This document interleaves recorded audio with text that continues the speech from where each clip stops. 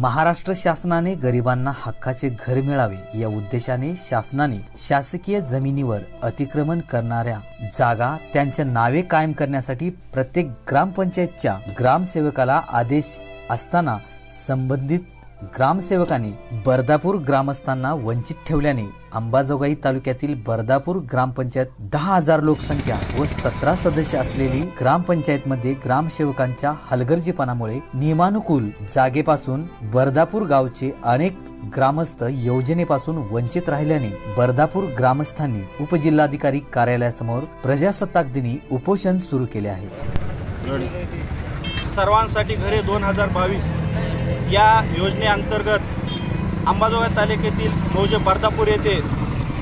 ग्रामसेवक नकाते यांनी सर्व संगनमत करून राजकीय दबावापोटी देवाणघेवाणच्या माध्यमातून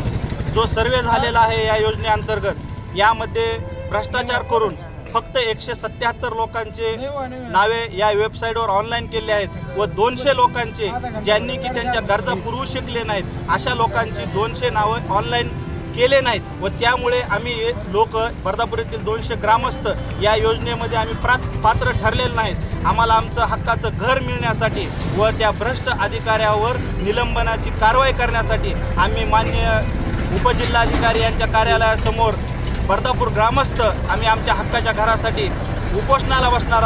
बसलेले आहोत व जोपर्यंत आमचे वेबसाईटवर नावे ऑनलाईन होत नाहीत व त्या योजनेमध्ये आम्ही पात्र होत नाहीत व त्या भ्रष्ट ग्रामसेवकावर नकातेवर जोपर्यंत कारवाई होणार नाही तोपर्यंत आम्ही इथून उठणार नाही।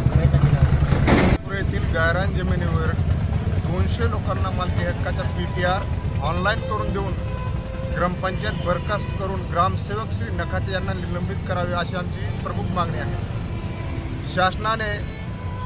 या गायरान जमिनीवरील नियमानुकरण करण्यासाठी नियम काढला होता, परंतु ग्रामपंचायत बर्दापूर आणि नकाते सरांनी